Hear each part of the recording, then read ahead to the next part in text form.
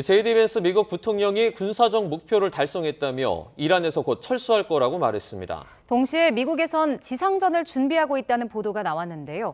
양욱 아산정책연구원 연구위원, 김덕일 고려대 중동이슬람센터 연구위원과 관련 내용 자세히 짚어보겠습니다. 두 분 어서 오십시오. 네, 안녕하십니까. 먼저 이거부터 좀 여쭤보도록 하겠습니다. 앞서 저희가 속보로 전해드리기도 했는데 미국 국방부가 이란에서 몇 주에 걸친 지상작전 준비하고 있다라는 그 보도가 지금 외신 통해서 나왔거든요. 예. 앞서 저희가 이제 미군 그 해군과 해병대 병력 3,500명이 중동 배치 완료했다는 소식도 전해드렸어요. 예. 지상군 준비가 좀 차착 진행이 되고 있는 것 같아요. 지상군을 어떻게 볼 거냐의 문제일 것 같습니다. 그러니까 만약에 지금 지상전을 어떻게 정의하느냐, 이란 본토에서의 전쟁이라고 정의할 경우에는요. 네. 사실은 지금 이 병력 갖고 어림도 없습니다. 무슨 말씀인가 하니요. 아주 간단한 예를 한번 들어볼게요. 1991년 걸프전 당시에 보면은 지상군 참전, 그러니까 전체 참전 규모가요. 25개국 90만 명이었습니다. 자, 그다음에 2003년이요. 이라크 침공 당시 생각해 보면요. 네. 당시 지상군만 그냥 따로 들어간 그것만 따로 떼봤을 때 30만 9천 명이었어요. 그 중에서 이제 한 19만 2천 명 정도가 미군이었습니다. 네. 자, 이거 생각해 보면은요. 자, 지금 이 병력으로 이란의 지상 작전을 한다. 이란 국내에서.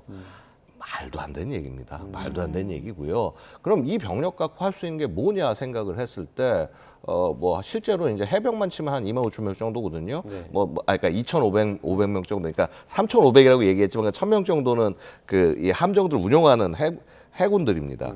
자, 그 이 부분 생각을 했을 때 그럼 2,500명 병력 갖고 지금 점령할 수 있는 거 사실은 일부 도서 지역, 그것도 그 카르그 같은 거는 제외를 해야 됩니다. 제외를 하고 뭐 아브무사나 아니면 튠부제도 요 정도의 굉장히 제한된 목표들에 관해서는 충분히 점령하고 그다음에 거기서 통제 임무를 수행할 수가 있어요. 그러니까 우리가 해병대라고 하면 자꾸 이제 상륙 작전만 생각을 하는데 네. 상륙 작전 이외에 이 해상 안에서의 그 뭐 예를 들어서 이런 거죠. 약간 그 섬 같은 것들을 게릴라식으로 타격하고 빠진다거나 혹은 뭐 그 굉장히 그 어떻게 보면은 제한된 규모의 타격 작전을 수행한다거나 자, 이런 식의 성격으로 지금 미 해병대가 변해왔단 말입니다. 특히나 그 뭐라고 그럴까 9.11 테러 이후 대테러 전쟁 이후에 너무 지상에서 지상군처럼 싸워오다 보니 자, 심지어는 탱크도 전부 반납하면서 우리는 가벼운 굉장히 가볍고 잽싼 그런 군대로 기동을 하겠다라고 해서 지금 싸우고 있는 것이고요. 그다음에 지금 얘기하는 공수부대 뭐 예를 들어서 이제 그 82 공수사단 얘기를 하는데 82 공수사단도 이게 화력이 없는 병력이에요. 이건 굉장히 긴급히 투입을 해서 뭐 예를 들어서 뭐 이런 거죠. 어떤 특정 목표, 공항 이런 것들을 장악을 하고 그래서 이제 후속 부대들 들어오는 것들을 유도하는 그런 정도의 역할까지는 할 수 있을 겁니다. 그 다음에 물론 이 모든 작전에 앞서서 전부 특수부대들이 작전을 할 거겠지만요. 그래서 지금 이게 지상전으로 간다라고 우리가 얘기하려면요. 네. 최소한 거의 10만 명 가까운 어떤 미군 병력이 움직인다. 그래서 이쪽 지역에 배치된다. 그럼 이거 지상전 사인으로 봐야 됩니다. 네. 근데 그게 아닌 상태라고 한다면은 지상전으로 보기 쉽지 않고요. 그래서 사실 이란하고 지상전이 뭐 어렵다, 뭐 사실상 일어날 수 없다라고 이제 저희 같은 이 안보 보는 사람들이 불가능하다라고 말씀드리는 게 이미 그 정도 병력이 움직이면은요 수개월 이상 전부터 준비를 아무리 저거 해도 한 6개월 전 이상부터 움직임이 보이고 네. 한 2, 3개월 전에는 병력들이 주변 국가에 뭉쳐져 있는 모습들이 보여져야 된다는 거죠. 그래서 지금 양상으로 봤을 때는 이거를 도저히 지상전으로 보기는 어렵고 자, 그럼 이 보도가 왜 나오냐? 저는 이렇게 생각을 해요. 그러니까 기본적으로 지금 뭐 최후 통첩을 한 다음에 뭐 휴전 뭐 5일 얘기하고 뭐 10일 얘기하고 이런 식으로 이제 계속 좀 길어지지 않습니까? 네. 뭐 이걸 두고 일부에서 뭐 타코 얘기도 하고 뭐 그러는데 근데 이제 이런 거죠. 사실은 실제 이런 어떤 그 작전이 수행되기 위해서는요. 저는 가장 제일 먼저 해야 될 일 중에 하나가 기만이라고 봅니다. 즉 이런 지상군이 투입될 수 있다라고 하는 게 일단 압박이에요. 압박.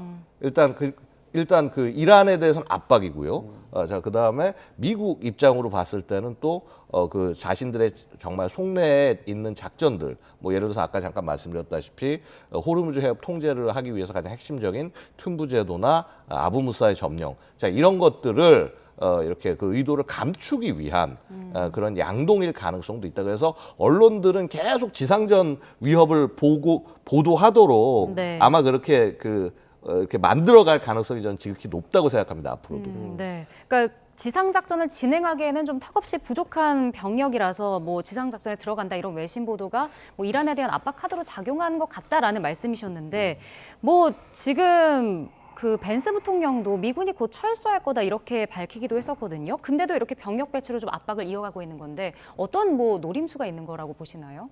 네, 아직 이제 협상이 시작되지는 않았습니다만 이제 협상을 들어갈 국면 직전으로 봤을 때 그리고 지금 양측 간의 의견을 교환하고 지금 검토 중인 단계에서 네. 이렇게 우리가 움직일 수 있다. 미국이 우리까지 움직일 수 있다는 것을 보여주는 거고 이것이 실제 투입이 되든 안 되든 간에 이란 정부 입장에서 상당한 부담을 느낄 겁니다. 그리고 이제 시간을 계속해서 왜 자꾸 유해를 자꾸 이렇게 연기를 하냐 봤을 때 어떤 분들이 이제 뭐 주식이 폭락한 다음에 이렇게 유해를 발표한다고 보는 시각도 있긴 합니다만 네네. 자꾸 이렇게 시간을 주는 것 자체는 이란 안에 트럼프 대통령과 접촉하는 약간 협상파들이 있는 것으로 보이고요. 그 사람들한테 계속해서 어떤 기회를 주는 게 아닌가, 어느 정도까지 설득이 됐는가, 뭐 이런 기회를 주는 게 아니라고도 좀 볼 수 있을 것 같기도 합니다. 네. 그리고 공통적으로 이제 벤스 부통령이 곧 철수할 거다. 곧이라는 뜻이 저는 이제 이것은 좀 있으면 끝난다. 그리고 벤스 부통령과 약간 이번 전쟁에 대한 좀 시각이 다른 사람이 이제 마르코 루비오 국무장관인데 마르코 네. 루비오 국무장관도 뭐 2주에서 4주 지상군이 없이도 될 수 있다. 그래서 빨리 끝난다는 신호를 계속 주는 거 있습니다. 이것은 어떤 유가라든가 또 이제 물가가 계속해서 그것도 오르고 있고 뭐 주가도 계속 요동치고 있으니까 미국 유권자들 아니면 이제 국제 시장을 향해서 미국이 이 전쟁을 이제 곧 끝낸다는 신호를 계속 주는 거라 볼 수 있겠습니다. 그러면서 이란 측으로는 계속해서 압박을 주고 있고요. 협상에 나오라고 지금 압박을 주는 상태라 볼 수 있겠고 유권자들인가 시장을 향해서 곧 끝나니까 장기전 가지 않는다. 이런 이제 안심시키려는 그런 신호로 볼 수 있겠습니다. 네. 자, 이런 가운데 이란의 탄도미사일이 그 이스라엘의 방공망이죠. 아이언돔을 뚫으면서 민간인 사상자가 계속 발생을 하고 있습니다. 이스라엘이 뭐 며칠 안에 이란의 군사시설 초토화시키겠다 이렇게 말은 하는데 실제 그럴 만한 여력은 있습니까? 뭐 여력이 없다라고 볼 수는 없습니다. 그러니까 이렇게 보셔야 돼요.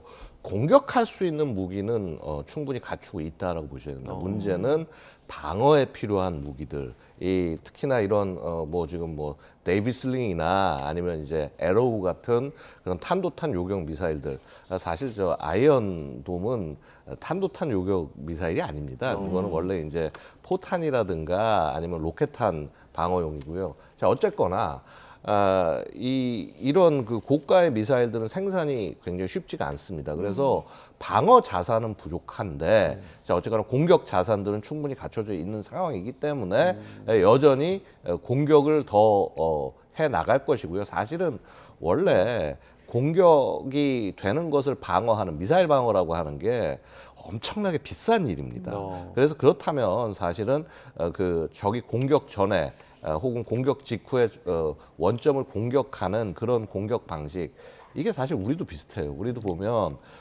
이제 킬체인, KAMD, 그다음에 KMPR 이제 이런 걸 통해서 북한 탄도미사일 공격에 대응을 하지 않습니까? 우리도 지금 KAMD 같은 미사일 방어 체계들 나름 잘 갖춰져 있고 생산도 하고 있지만은 우리 당장 이번에 UAE 사태 같은 걸 보셔도 아시겠지만 생산이 그렇게 우리나라도 그렇게 빠르지 않습니다. 우리가 그동안 뭐 방산 능력이 뛰어나서 뭐 생산 잘한다 얘기했지만요.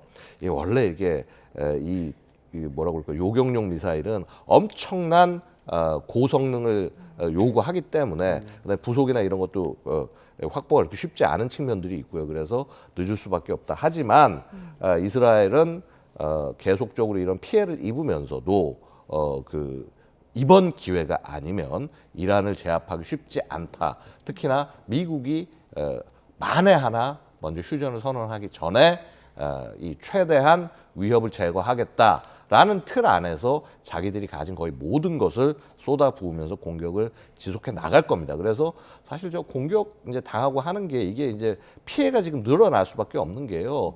뭐 이스라엘의 뭐 아이언돔 방어망이 뭐 대단하다라고 얘기하지만 네. 기본적으로는 핵심 시설들, 군사 시설들 위주로 애초에 구성이 되어 있는 거고, 그간은 이제 공격이 테러 수준의 공격이었기 때문에 그걸 한두 개 막으면서 특히나 이제 민간 지역에 떨어지는 걸 막는 정도의 중심을 뒀다면 지금처럼 이렇게 여러 발이 날아오는 상황이 되면은 사실 민간보다는 전쟁 수행의 가장 핵심이 되는 시설부터 지켜나갈 수밖에 없는 것이고요. 결국은 이런 부분들이 민간의 피해를 더 키우는 모습이 될 수밖에 없다. 그래서 여기서 우리가 배워야 될 교훈은요. 미사일 방어망이라는 게 국민을 단 한 명도 희생을 없게 만드는 그런 방패일 수는 없다. 특히나 전시에 이런 것들을 우리가 잘 좀 깨달아야 할 것 같습니다. 네. 근데 지금 미국도 뭐 계속 협상에 나서려는 배경이라든지 미군을 철수시키려는 게 뭐 무기가 많이 부족해졌기 때문이다 이런 분석이 나오더라고요. 그래서 뭐 출구 전략을 좀 찾는 게 아닌가 싶은데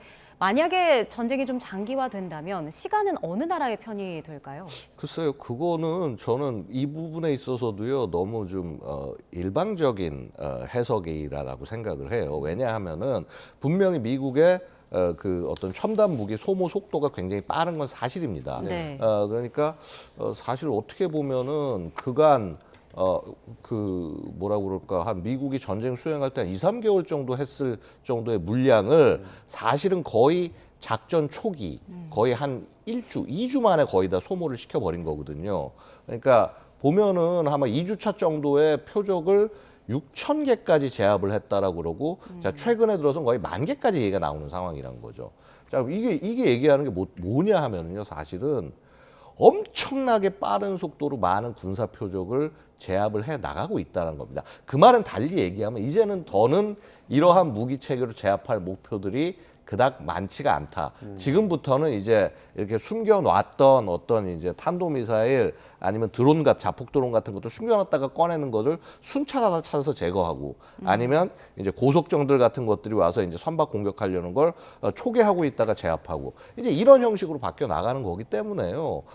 사실은 미국이 장기전 수행할 수 없다. 그거 굉장히 잘못된 얘기라고 저는 생각을 합니다. 애초에 특히 미국이 이게 지금 왜 지금 분명히 탄 부족한 모습이 맞긴 맞는데 이게 왜 그러냐면 지금 미국은 전시로 이걸 보는 게 아닙니다. 전시 상황에 대해서 전시 가동이 되면은요 그때는 엄청나게 그 산업의 우선순위가 거기로 돌아가면서 네. 이런 이 뭐 스마트 폭탄이라든가 이런 그 여러 가지 뮤니션들의 생산이 굉장히 증가하겠지만은 지금 그런 상황이 아니다라고 보고 진행이 되고 있기 때문에 이게 일단 그 어떤 갭 그 사이 동안은 약간 이게 부족해 보이는 그런 현상이 있는 건데 이 부분은 저는 뭐 어떤 형식으로든 뭐 그렇게 빨리는 아닐지 몰라도 충분한 기간 내에 회복되는 것이다라고 말씀드릴 수 있겠습니다. 적어도 이제 군사적인 어떤 부분에 있어서는 장기전이라도 미국에게는 그렇게 불리하진 않다. 예, 그렇습니다. 예, 그렇게 또 분석을 해주셨고. 물론 정치적인 면은 다르겠죠. 네네. 자, 예정대로면 이제 이번 주말이었습니다. 그러니까 미국과 이란이 첫 대면을 가질 거다 이렇게 미국 특사가 밝히기도 했는데 아직 이거 유효한 겁니까? 미국은 계속해서 이제 회담, 협상에 나오라고 얘기를 하고 있고요. 근데 이란이 지금 계속 이제 특별한 본인들의 의견을 지금 나타내고 있지는 않습니다. 화답을 네. 하고 있지 않습니다. 그래서 또 보면 이제 미국이 좀 더 이렇게 초조해서 협상을 원하는 거 아니냐 이런 얘기를 하지만 이란 역시도 지금 전쟁을 계속하기는 힘든 상황이기 때문에 네. 협상을 바란다고 할 수는 있겠습니다. 이제 다만 미국이 제안한 그 협상의 어떤 제안안들이 있지 않겠습니까? 이제 그것을 봤을 때는 뭐 사실상 항보에 가까운 조건이긴 한데요. 그것을 이제 어느 정도까지 우리들이 받아야 되는 것인가 하는 것에서 이란 내부에서 엄청난 저는 그 의견 충돌이 있을 거라고 봅니다. 그래서 미국 이런 협상을 제시를 했는데 체제를 지킬 수는 있는 것 같은데 그럼 어디까지 받아야 되느냐? 아니다. 체제가 뭐 망하더라도 끝까지 미국에 굴복하는 모습을 보이지 않는다. 이런 뭐 협상파와 강경파 사이에서 엄청난 치열한 논란이 있을 것 같고요. 협상파 안에서도 그러면 어느 정도까지 받아야 되는가? 나간다면 날짜는 며칠로 해서 나가야 되는가? 그런 어떤 논란이 있을 것 같습니다. 그리고 이제 결정적으로 이런 협상에 나가기 위해서는 뭐 국회의장 갈리바프가 됐든 외무장관 아바스 아라그치가 됐든 지금 의사 결정이 가능할지 안 할지 모르겠습니다만 모스타바의 형식적인 승인이라도 있어야지 이 사람들이 나갈 수가 있습니다. 그래서 그 안에서 지금 논란이 벌어지고 있고 모스타바의 어떤 결정이 있어야지만 이 사람들이 나갈 수 있는데 오늘 이제 하루만 놓고 봤을 때 그러면은 만약에 회담 장소가 지금 파키스탄 이슬라마바드라고 한다면 거기서도 이제 움직임이 포착이 돼야 되겠죠. 뭐 비행기가 도착을 했다든가 그런 조짐이 현재까지 보이지 않고 있고 그래서 아직까지는 물밑에서 어떤 중재자들을 통해서 이란 역시 중재를 원하고 있습니다. 그래서 중재자들을 통해서 의견을 조율하고 검토하는 단계가 아닌가. 그 위원님 얘기가 나온 김에 실제 지금 이란에서 실세는 대체 누굽니까? 실세가 지금 누구냐는 얘기가 많이 나오고 있는데요. 네. 뭐 갈리바프라는 사람도 있고 어떤 뭐 사령관이라는 얘기도 있고 뭐 그 라리자니 후임도 얘기가 예, 나오더라고요. 후임으로 안보수전. 나온 사람 이제 그 강경파라고 불리는 사람인데요. 네. 이 안에서도 제가 이제 트럼프가 낙점한 사람이 이제 갈리바프라는 사람이고 네. 그것을 통해서 이제 베네수엘라식 모델을 하자고 이렇게 얘기를 할 것 같은데 이제 혁명수비대가 강경파고 많은 분들이 얘기할 때 혁명수비대 뭐 이란에 잃을 게 없기 때문에 오히려 더 장기전으로 갈 수 있고 끝까지 싸울 수 있다 얘기를 하지만 혁명수비대야말로 잃을 게 많은 조직이기도 하고요.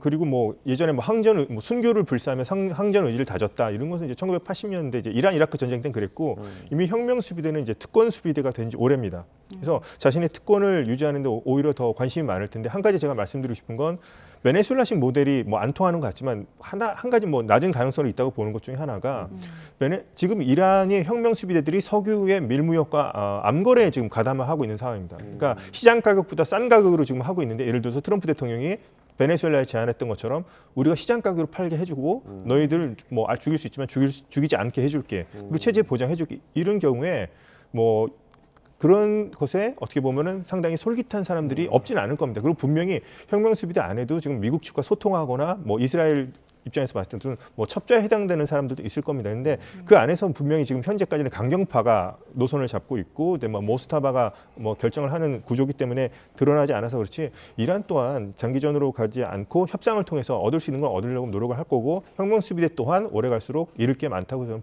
본다고 생각합니다. 잃을 게 많다고 생각합니다. 네, 일단은 뭐 주말 오늘까지 이제 뭐 대면 협상이 이루어질지에 대해서는 좀 더 지켜보긴 해야 될 것 같은데 이스라엘이 아직 계속해서 폭격을 이어가고 있단 말이죠. 이렇게 되면은 협상 논의 자체 좀 찬물을 붓는 격이 아닌가 싶긴 한데 애초부터 미국과 이스라엘의 전쟁 목표가 다른 것 아니냐 이런 분석도 나오더라고요. 어떻게 보시나요? 네, 전쟁 목표는 뭐 이스라엘은 체제 전복까지 가야 된다. 뭐 미국은 현재 처음엔 그렇게까지 얘기했다가 이제 군사적 목표를 달성하는 것으로 해서 목표를 많이 낮췄다고 합니다만 네. 유예 기간을 트럼프 대통령이 한 걸 엄밀히 보면 그 발전소 폭격에 대해서 유예를 하겠다는 것이었고요. 만약에 이스라엘이 지금 공격한 거 보기 문제가 된다고 하는 것이 부셰르 원전, 민간 원자력 발전소, 그다음에 뭐 아라크 지역에 있는 이제 중수로인데 이게 이제 플루토늄이 되면은 핵무기를 만들 수 있는 재료가 되는 거죠. 이런 부분 그다음에 제철소 같은 거 공격해서 이제 군수 산업에 해당되는 부분까지 이제 공격을 한 건데 네. 미국은 선을 그으면 되겠죠.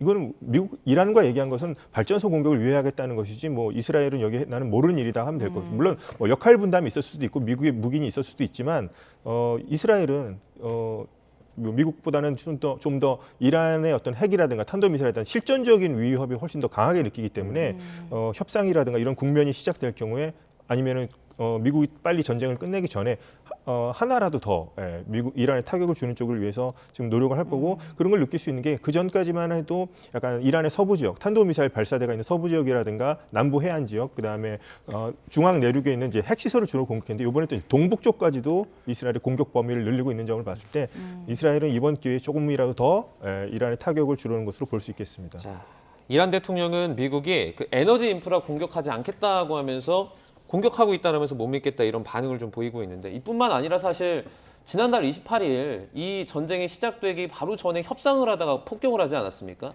좀 이런 것들을 좀 불식시켜야지 대화가 될 수 있을 것 같아요. 맞습니다. 그래서 사실 중요한 거는요. 이게 뭐 말이 아니라 행동으로 보여지는 게 사실 중요하겠죠. 그래서 결국은 이제 공격을 전체적으로 중단을 하거나 혹은 제재를 일부 완화하거나 하는 사실 검증 가능한 조치가 따라야 아마 이란이 뭔가 움직일 겁니다. 그래서 사실 뭐 이란 자체가 뭐 잘했다 잘못했다 이런 것들을 떠나서 이란의 지도부는 아마 미국을 바라보면서 뭐 강한 불신 이거는 뭐 도저히 피할 수 없을 거고요. 네. 뭐 지금 계속 우리 그 김 박사님께서 말씀을 해주셨습니다만은요. 이게 어느 지도자도 감히 나와서 이 미국과 화해 얘기를 할 수가 없습니다. 심지어는 모스타바도 이 지시를 내리기 쉽지 않을 거예요. 자, 왜냐하면 결국은 이 저항이라고 하는 것, 그다음에 이렇게나 공격을 당해놓고 이 대항을 하지도 못하고 어떤 승리를 거두지도 못했다. 그리고 그 상태에서 뭔가 대화에 나간다. 자, 이렇게 되면은 이거는 사실은 지금 이 정권 자체가 무너지게 될 수도 있다라고 하는 아마 그런 위기감도 나름 있을 겁니다. 네. 그래서 그런 부분인 것이고요. 결국은 뭐 지금 말씀드렸다시피 일정 기간 공격 중단. 그러니까 지금 트럼프가 얘기했던 뭐 유예, 5일의 유예 혹은 10일의 유예 이거는 아까 우리 김 박사님 말씀 주셨지만은 전쟁 전체의 중단이 아닙니다. 게다가 미군만의 것이고요. 이스라엘까지 포함하는 중단이 아닙니다. 그래서 이제 사실은 아마도 그 휴전 모멘텀에서 이런 것들을 선언할 가능성이 모든 교전 행위 중지를 이스라엘까지 포함해서 선언할 가능성이 저는 충분히 있다고 보고요. 그러면서 제재 완화라든가 이런 것들 뭐 지금 사실은 뭐 약간 묵인하는 측면도 있지 않습니까? 뭐 이렇게 팔게 해줄게, 뭐 거래해도 좋아, 자 이런 것들 거기에 더해서 이제 굳이 한 가지 더 얘기한다면 뭐 파키스탄이나 뭐 이제 공격당해서 좀 그렇지는 않을 것 같습니다만 카타르 같은 국가들이 예를 들어서 이제 보증을 좀 해주면서 이 협상을 끌어간다거나 한 이런 세 가지 정도의 가시적 조치가 따라준다면은 결국은 뭐 그 휴전 협상으로 갈 가능성도 없진 않다. 그래서 어쨌거나 지금 이 협상이 뭐 신뢰의 차원은 이미 벗어난 거고요. 검증 가능한 행동을 보여줘야 그래야 어떠한 변화가 있지 않을까 생각이 됩니다. 네. 이란에서는 지금 또 핵 확산 금지 조약 탈퇴를 검토하고 있다 이런 보도도 나오고 있더라고요. NPT 이 탈퇴가 근데 핵무기 보유로 이어지는 건 아니다라고 강조를 했거든요. 근데 예. 왜 이런 움직임을 보이고 있을까요? 자, 왜냐하면 기본적으로 이제 이겁니다. 이 모든 그 사태의 시작 이거는 지금 이제 이란이 곧 핵무장할 수도 있다, 핵 임계 국가가 될 수 있다라고 하는 위험성 때문에 이렇게 된 거예요. 보통 이제 핵무장을 얘기를 할 때 지금 한 이란이 한 대략 60% 정도 농축을 한 게 아니냐 얘기가 나오고 있습니다. 근데 이게 뭐 60% 농축 이게 뭐 실제 뭐 80% 90% 아닌데 이게 의미가 있냐? 사실 60% 농축만 갖고도 과거 2차 세계대전에 끝났을 때 뭐 팬맨 이런 폭탄을 만든다면은 쓸 수는 있을 거예요. 근데 하지만 현대적 무기에 실기는 되게 부족하고 그럼 80% 90% 이상 정도의 이런 그 농축을 해야 되는데 60%까지 왔다라는 거는요. 거의 뭐 굉장히 노력하면 시설이 잘 갖춰졌으면 수개월 내 혹은 심지어는 뭐 조금 저 여유로도 1년 내 이거 할 수 있는 게 아니냐. 이제 이런 부분 때문에 작년에 12일 전쟁이 그렇게 이제 저는 시작이 됐다고 생각을 합니다. 그래서 결국은 이제 지금 이란이 보여주는 거는 이거죠. 그러니까 우리 핵 만들 수 있는 상태 거의 됐어. 이제 곧 될 거야. 그리고 이제 이런 보유 가능성을 가지고 협상의 카드로 쓰겠다. 저는 이렇게 읽혔습니다. 예. 지금 호르무즈 해협도 좀 얘기를 해보자면 그 원유가 이동하는 그 길목을 지금 막고 있잖아요. 그렇죠. 그런데 이곳에서 지금 통행료를 받겠다고 하는데, 그러니까 운하 같은데 뭐 파나마 이런 운하에선 통행료 받는 걸 들어봤는데 해협에서 받는 건 들어본 적이 없거든요. 그건 말도 안 되는 얘기고요. 애초에 그 다음에 그러니까 기본적으로 그렇습니다. 지금 이게 지나가는 그 이 항로가 사실은 정해져 있어요. 정해져 있어. 왜냐하면 대부분이 이제 이란 쪽에 가까운 영해에 가깝지만 이 유조선이 지나가는 항로는 사실 굉장히 비좁습니다. 실제 한 수킬로 이제 양쪽으로 왔다 갔다 해야 되기 때문에 교행해야 되기 때문에 그 통로가 한 수킬로미터 정도밖에 되지 않습니다. 네. 근데 이제 거기에 대해서 통행료를 징수한다라는 건 말도 안 되는 얘기인 거고요. 그래서 이란이 말하는 통행료라는 게 결국은 뭐 어떤 뭐 법적 권리나 이런 거에 국제법에 기반한 것이 아니라 네. 한마디로 그냥 자신의 힘으로 그래서 여기 지나가려면 무사히 지나가려면 이 비용을 치러라라고 하는 사실은 이거 해적이나 할 만한 그런 행동을 네. 국가 차원에서 얘기하고 있는 거라고 할 수 있겠죠. 이건 뭐 이거 어떤 나라가 이걸 용납할 수 있어요? 물론 그렇습니다. 지금 상황이 급하다 보니 너무 급해서 그 돈이라도 주고 일단 이 상황을 모면하려는 나라들이 있긴 할 겁니다만은요. 자, 이게 어느 순간 지나고 나면은 과연 국제사회가 이것을 묵인할 수 있겠습니까? 그래서 이거 굉장히 그 뭐라고 그럴까 호르무즈를 인질로 잡을 수 있다라는 생각을 이란이 전통적으로 해왔기 때문에 이런 말도 안 되는 주장까지 공공연히 할 수 있는 것이다라고 말씀드리겠습니다. 네. 근데 이제 트럼프 대통령 같은 경우는 호르무즈 해협을 트럼프 해협으로 부르기도 했습니다. 뭐 정정을 하긴 했는데 뭘까요? 일부러 좀 의도 있게 농담을 한 걸까요? 아니면 진짜 실수로 나온 말일까요? 저는 좀 의도가 있다고 생각을 합니다. 예, 트럼프 대통령이 지금 호르무즈 해협을 예를 들어서 자유화를 성공한다면 네. 그것을 자신의 업적으로 이제 내오고 싶을 것 같습니다. 지금 현재 군사적 목표도 달성했고 여기다 이제 호르무즈 해협이 지금 너무나 모든 이슈를 삼켜버렸기 때문에 네. 이것을 아마 해결하겠다는 의지로 볼 수 있겠는데요. 이것은 비단 뭐 의도적이라 제가 보는 이유 중에 하나가 2025년 이제 작년입니다. 8월달에 아르메니아와 아제르바이잔 이제 앙숙인데요. 서로 간에 이제 분쟁이 있었는데 이걸 또 트럼프가 이제 중재를 했습니다. 하면서 그 장개주루 회랑이라는 걸 만들었습니다. 하지만 트럼프 대통령 장개주루라는 지역에 이제 회랑이라고 연결되는 거를 장개주루 회랑이라 부르지 않습니다. 국제 평화 번영을 위한 트럼프의 길이라고 이제 명칭을 세웠습니다. 그래서 그런 점을 봤을 때는 트럼프 대통령이 의도적으로 한 부분도 있고 호르무즈 해협을 만약에 이것을 자유화한다면 자신의 이름을 붙이고 할 정도로 어떤 그 명예에 대한 어떤 욕심, 우리가 사업가 출신이기 때문에 이제 경제적 이익뿐만 아니라 명예에 대한 욕심도 상당히 있는 것을 보여주는 한 단면이라고 생각합니다. 얼마 전에 트럼프 대통령이 호르무즈 해협 이란이랑 공동 관리하겠다 이 말도 했잖아요. 예, 예. 공동 관리는 또 그것도 어떤 뭐 해협을 또 어느 국가가 특정 국가가 관리한다 이것도 좀 약간 국제법상 말이 안 되긴 하는데 그렇게 되면 다른 걸프 국가들도 문제가 생기고 다른 국가들도 이제 포함해야 되고요. 만약에 관리를 하고 싶다면은 이것은 예가 있긴 합니다. 이 경우에는 뭐 이제 국제 협정이라든가 이제 많은 국가들의 동의를 얻어서 하면 뭘까? 해협은 항행의 자유가 보장되어야 됐고요. 어떤 관리의 대상, 어떤 특정 국가의 관리의 대상은 저는 아니라고 생각합니다. 네. 지금 뭐 호르무즈 해협 봉쇄로 사실상 타격이 큰 상황인데 예멘의 친이란 후티 반군이 참전을 또 공식 선언했습니다. 근데 초반만 해도 참전 가능성이 뭐 그렇게 높지 않아 보였거든요. 이렇게 참전을 공식화한 이유는 어디에 있을까요? 저는 사실은 이게 되려 협상 막바지라는 증거라고 생각을 합니다. 그러니까 이게 보시면은요, 소위 이제 프락시, 이 대리 세력들 중에서 보고 있으면은 굉장히 이질적인 존재가 후티예요.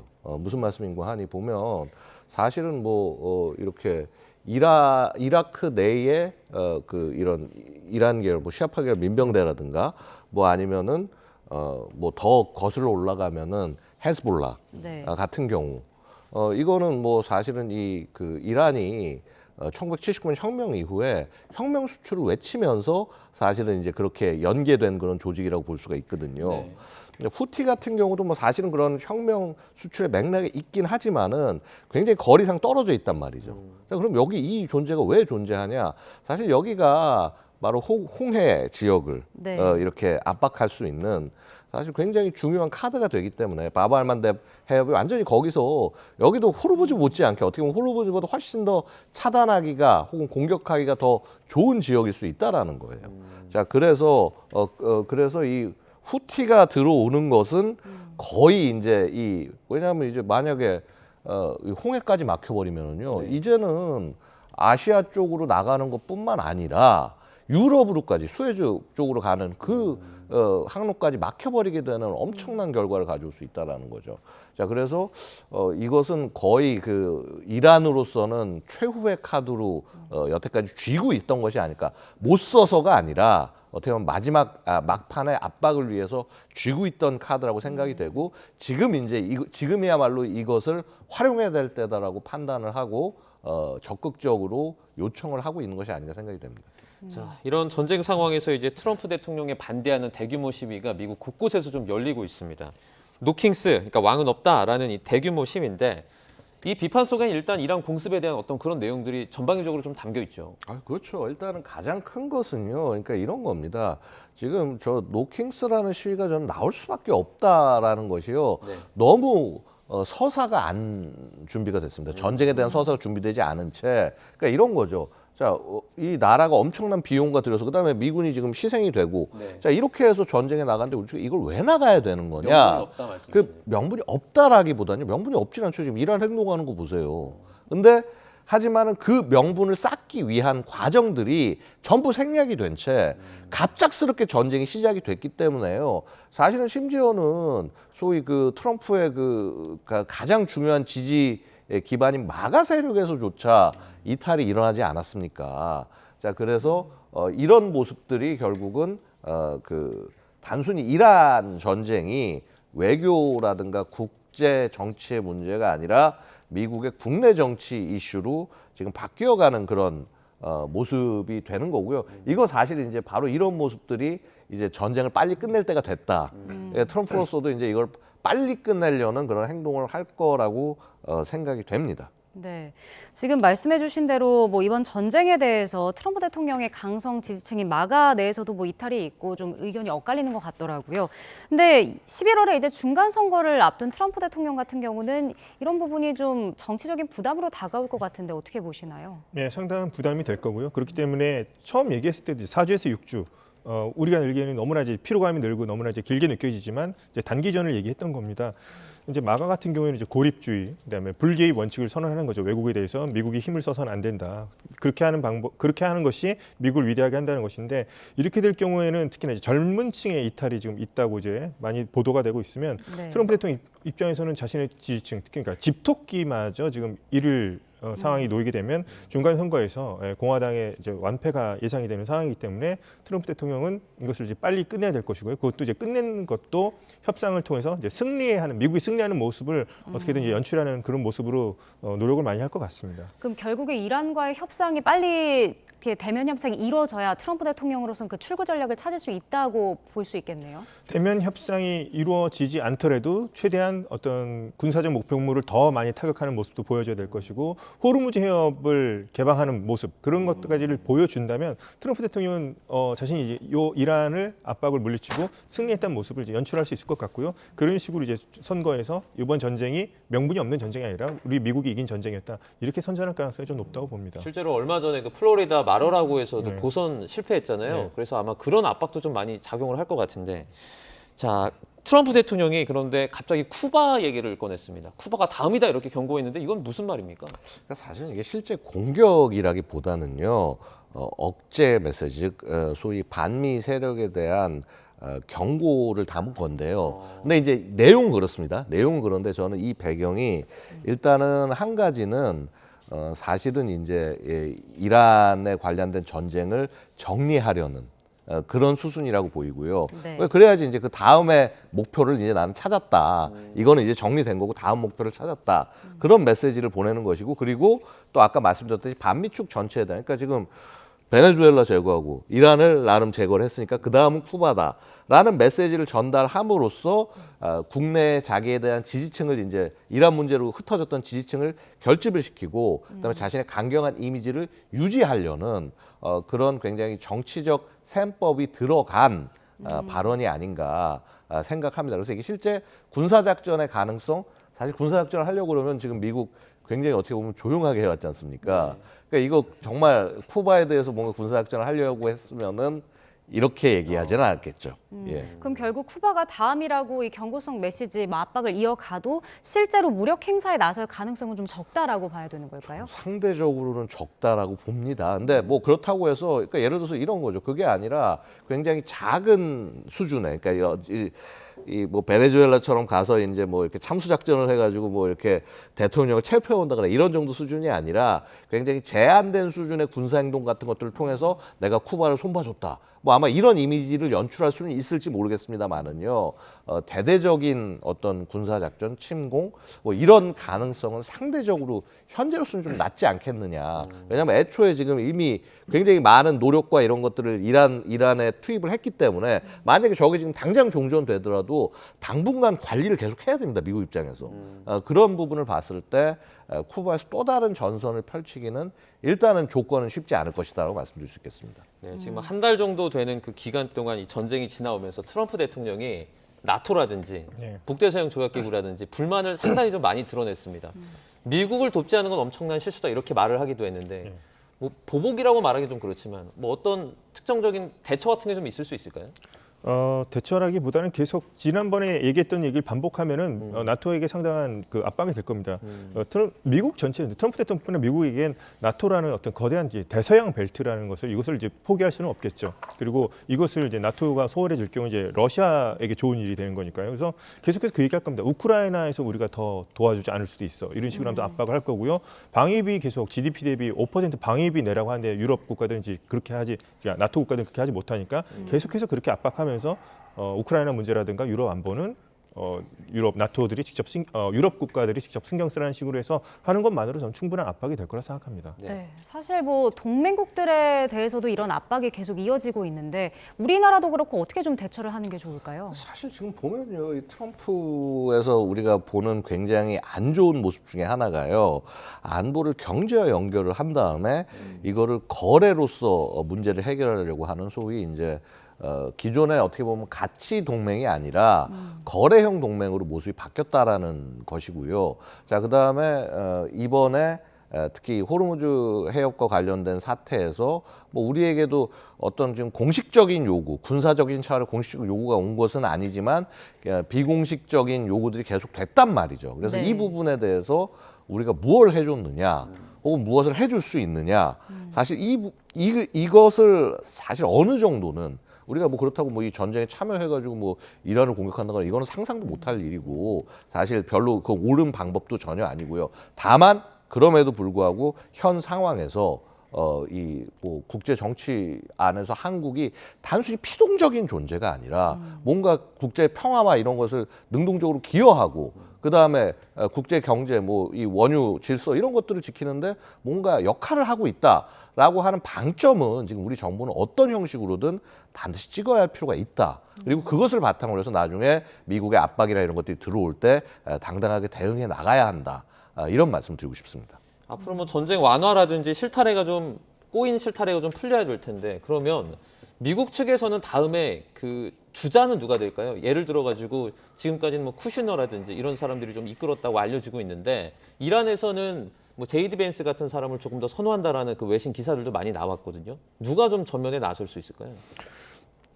미국 측에서 이란을 분석할 때 이제 강경파, 온건파 나누듯이 이란에서도 미국 정치인들을 이제 분류를 하겠죠. 봤을 때 제이디 벤스 같은 경우가 이번 전쟁에서는 그나마 이렇게 그다지 이렇게 적극적이지 않은 모습을 보였고 나름 이제 온건파라고 생각을 하고 또 곧 뭐 전쟁이 끝난다고 얘기하니까 네. 이란 측에서는 만약에 상대 방으로서 제이디 벤스를 선호할 것 같고요. 그렇다면 아직 협상에 나간다는 얘기는 하지 않았습니다. 네네. 뭐 협상에 응한다면 자신들도 뭐 제이디 벤스 격에 맞춘다면 국회의장에 갈리바프 정도 급을 보내지 않을까 생각해 봅니다. 그래서 이란 안에서도 미국이 누가 우리와 더 대화가 통할 것인가 봤을 때는 제이디 벤스를 현재까지는 선호하는 것으로 보입니다. 네, 뭐 협상 대상자가 누가 될지도 좀 더 지켜봐야 할 것 같은데 사실 종전 조건을 놓고 양국이 간극을 좁혀나가는 것도 쉽지 않을 것 같다는 생각이 들거든요. 어떻게 좀 뭐 절충점에 다가설 수 있을까요? 사실 저는 이거 자체가 뭐 특별하게 절충점 잡기가 그렇게 쉬운 협상은 아니기 때문에 사실 이렇게 길게 지속이 된 걸로 보여집니다. 네. 결국은 지금 양국이 뭔가 보이지 않는 이면의 합의를 할 가능성도 있지만은요, 특히 이런 부분일 겁니다. 아마도 미국이 어느 정도 이란을 테이블로 끌어내려면은 이란에게 뭔가 체면을 세워줄 수 있는 한 가지 정도의 행동, 이런 정도가 아마 필요하지 않을까. 예전에도 보면은 10일 전쟁 끝나기 전에도 바로 끝나기 직전에 이스라엘 쪽으로 뭔가 공격을 가했는데 그리고 이스라엘이 보복을 하려고 하니까 미국이 야 중단. 그러면서 이제 휴전으로 넘어갔단 말이죠. 자, 그래서 아마도 좀 너무나 뻔하긴 하지만은 뭔가 약속되는 식의 뭔가 마지막 하나 정도는 있어야 하지 않을까. 그럴 가능성도 조심스럽게 좀 봅니다. 갑자기 좀 생각을 해봤는데 어쨌든 전쟁이 끝나기 위해서 뭐 이란이 요구했던 어떤 그 금액이라든지 돈이라든지 이런 건 사실 현실적으로 줄 수 없잖아요. 전쟁하고 돈을 준다는 건 패전했다는 어떤 의미가 될 수도 있고. 그러면 미국이 지금까지 했던 이란에 대한 경제 제재를 풀어주는 이런 방안은 어때요? 그러니까 이란이 어느 정도 또 보인다면 미국 입장에서 성의를 보여주는 것처럼 하고 협상 테이블에 나오는 뭐 보여준다면 뭐 이란 뭐 가장 많이 나온 얘기가 배상금 형태는 안 되고 승전국 패전국 그렇게 나눌 수는 없으니까 뭐 대이란 뭐 자산을 뭐 동결해 주는 형식으로 어느 정도 보상 형식으로 해주지 않겠느냐 이런 예측이 가장 많이 나오고 있고 그것이 만약 협상에 이루어진다면 그게 가장 쉬운 방법이 아닐까 생각해 보고 있습니다. 알겠습니다. 오늘 여기까지 듣도록 하겠습니다. 자, 중동 사태 양욱 아산정책연구원 연구위원 김덕일 고려대 중동이슬람센터 연구위원과 자세하게 짚어봤습니다. 고맙습니다. 고맙습니다. 감사합니다.